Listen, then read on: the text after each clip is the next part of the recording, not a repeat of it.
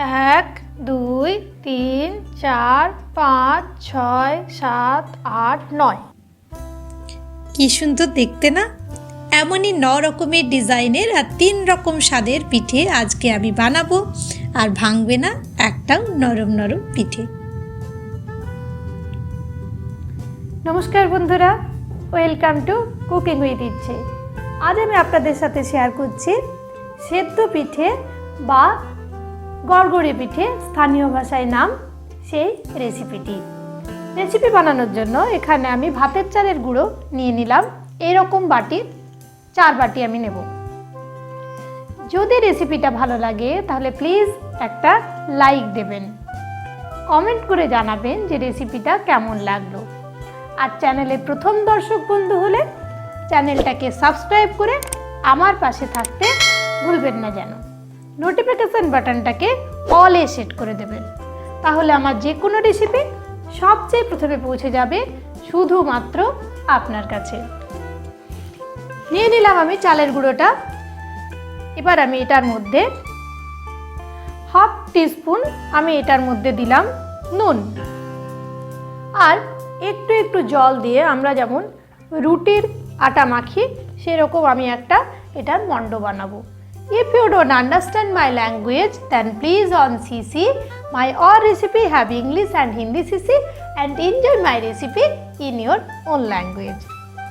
আজ আমি এই পিঠের রেসিপিটা উইদাউট ছাঁচ অনেক কিছু ডিজাইনের বানাবো, আর 3টে পুরের আমি বানাচ্ছি এখানে। দেখুন ফুল ভিডিওটা, তাহলে নতুনটাও বানাতে পারবেন।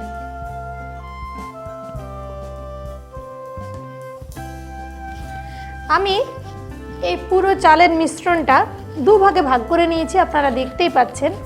এক একটা ভাগ আমি ভালো করে মেখে নিচ্ছি, না হলে কিন্তু আমাদের ভালো করে মণ্ডটা তৈরি হবে না আর পিঠেগুলো পুরো শক্ত হবে। আমি যেভাবে বানাচ্ছি সেই প্রসেসটা ফলো করলে পরে পিঠে অনেকক্ষণ অবধি নরম থাকবে, শক্ত হবে না, আর পিঠেগুলো ভাঙবে কম। দেখুন কতটা নরম হয়েছে। আমাদের চালের গুঁড়োটা মাখা হওয়ার পর যখন আপনি একটা ইউজ করছেন না পার্ট, তখন সেটাকে প্রতিবার ঢেকে রাখবেন, না হলে কিন্তু শুকনো হয়ে যাবে। এখন আমি হাতটা ভালো করে পরিষ্কার করে দেখিয়ে দিচ্ছি কিভাবে ডিজাইনগুলো বানাবো। তো পিঠের পুরগুলো আমি 3-4 দিন আগেই বানিয়ে রেখেছিলাম। এখানে আমি 1.5 লিটার দুধের একটা পাক বানিয়েছি। অলরেডি এটা পাটিসাপটা রেসিপির মধ্যে আমার দেওয়া আছে, আপনারা চেক করে নিতে পারেন। ডিটেলসে সেখানে বোঝানো আছে। আমি এখানে শর্টে দেখাচ্ছি যে দুধটা হাই ফ্লেমে ফুটিয়ে আমি এরকমভাবে একেবারে কম করে নেব। তারপর এটার মধ্যে আমি খেজুর গুড় দেবো খানিকটা। আপনাদের কাছে খেজুর গুড় না থাকলে গুড় দেবেন, আর না হলে চিনির ব্যবহার করতে পারেন। গুড় দিলে আপনাদের বাইরে রাখলেও, ফ্রিজের বাইরে রাখলেও কিছু হবে না। এটা মোটামুটি 1 মাস বাইরে রাখা যায় উইদাউট ফ্রিজ। আর চিনি দিলে কিন্তু তাড়াতাড়ি নষ্ট হয়ে যায় পুরটা। এটা আমি একটা দুধের পাক বানালাম, যেটাকে আমরা খোয়া বলি। সেটা এইভাবেই তৈরি হয় বাড়িতে, উইদাউট খোয়া।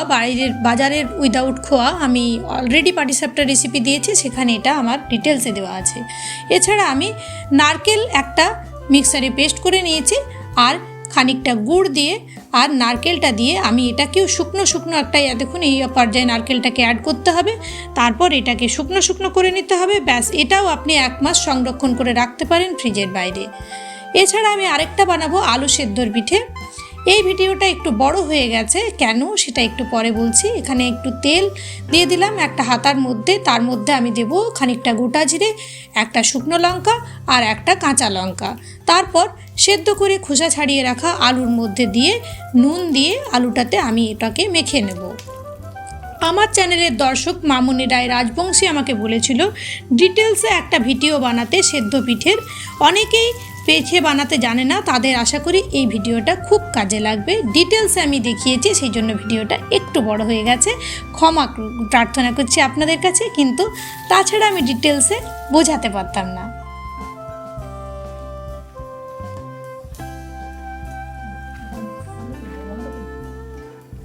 আমি এরকম নিলাম একটু অংশ চালের গুঁড়ো মাখাটা, আর তারপর হাতের সাহায্যে যেমন আমরা রুটির বানাই লেচি সেরকম বানিয়ে, রুটির ঠিক নয় লুচির সাইজের, তারপর এটাকে এরকমভাবে একটা প্রথমে আমাদের বাটির শেপ দিতে হবে।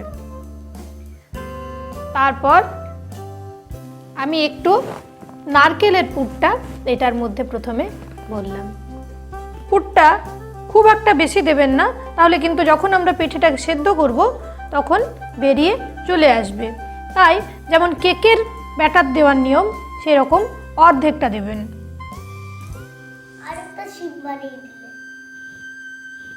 একটু চাছি বা বাড়িতে তৈরি খোয়া বানালাম, আর সেটার মধ্যে এখন আমি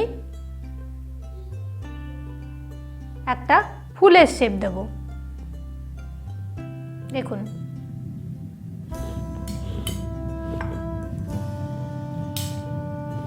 এবার বানাচ্ছি একটা ত্রিকোণ পিঠে,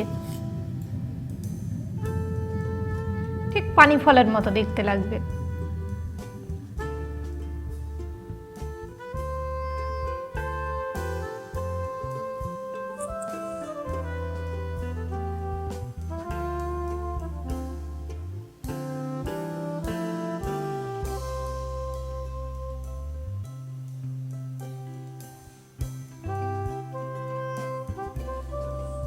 লাগছে না ফুলের মতো?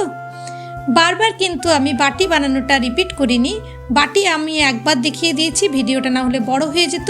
এখানে দেখুন একটা বাটি আমি অলরেডি বানিয়ে নিয়েছি, আর পুর ভরে সেম সাইজের আরেকটা বাটি আমি এটার মধ্যে বসিয়ে দেবো। সেম সাইজের বাটিটা কিন্তু হতে হবে। তারপর আমি এরকমভাবে চারদিকটা একটু মিশিয়ে নিলাম, কোনো জল টল দেওয়ার দরকার নেই, নর্মালি এটা আটকে যাবে একটা আরেকটার সাথে। তারপর এরকমভাবে 5টা এরকম ডিজাইন করে দিতে হবে, তাহলেই কিন্তু এটা একটা স্টারের শেপে চলে আসবে, মানে তারা।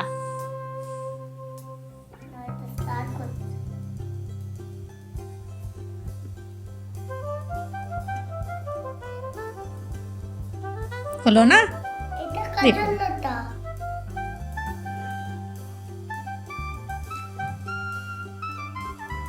নোনতা মিষ্টি সব রকম স্বাদ পাবেন বলেছি না আমি।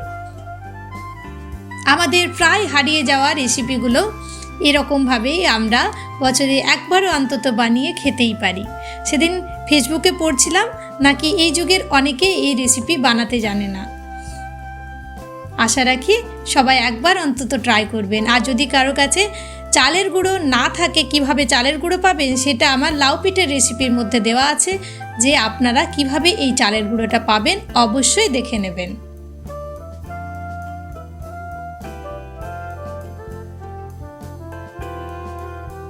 দেখুন, এটাকে এবার আমি একটা শেপ দিচ্ছি। হয়ে গেল পুতুলের খোপা, হয়ে গেল পুতুলের হাত, আর তারপর নাক মুখ করে দিলেই পুতুল রেডি হয়ে যাবে।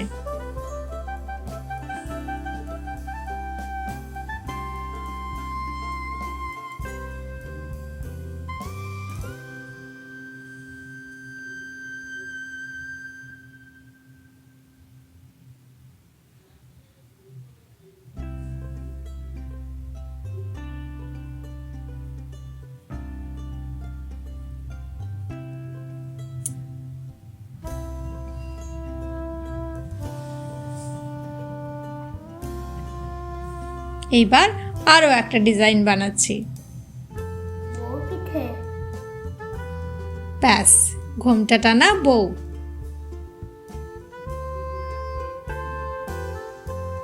দারুণ না দেখতে?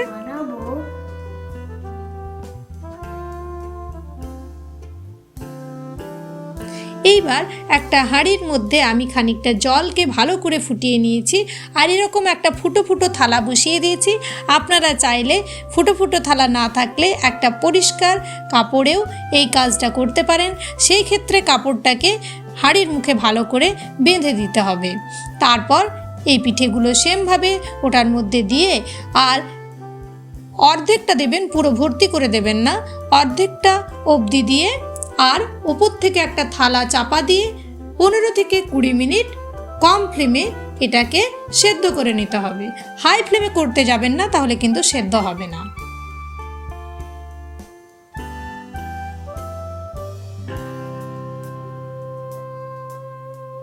চলুন এবার আমরা 15-20 মিনিট পরে চেক করি এটাকে। দেখতে পাচ্ছেন পিঠেটা সেদ্ধ হয়ে গেছে, শক্ত হয়ে গেছে। তখন পিঠেটা নামিয়ে খেজুর গুড়ের সাথে বা নর্মাল গুড়ের সাথে সার্ভ করুন। তাহলে দেখলেন তো, খুব সহজেই কোনো রকম ছাঁচ ছাড়াই আমি কত রকম ডিজাইনের পিঠে তৈরি করলাম। গ্রাম বাংলার সেই সনাতন কাল থেকে চলে আসা আমাদের ট্র্যাডিশনাল রেসিপিগুলো আমরা অবলীলায় এইভাবে রক্ষা করতে পারি। আমরা এগিয়ে নিয়ে যেতে পারি আমাদের সমস্ত ট্র্যাডিশনাল রেসিপি আমাদের পরবর্তী প্রজন্মের কাছে এইভাবে।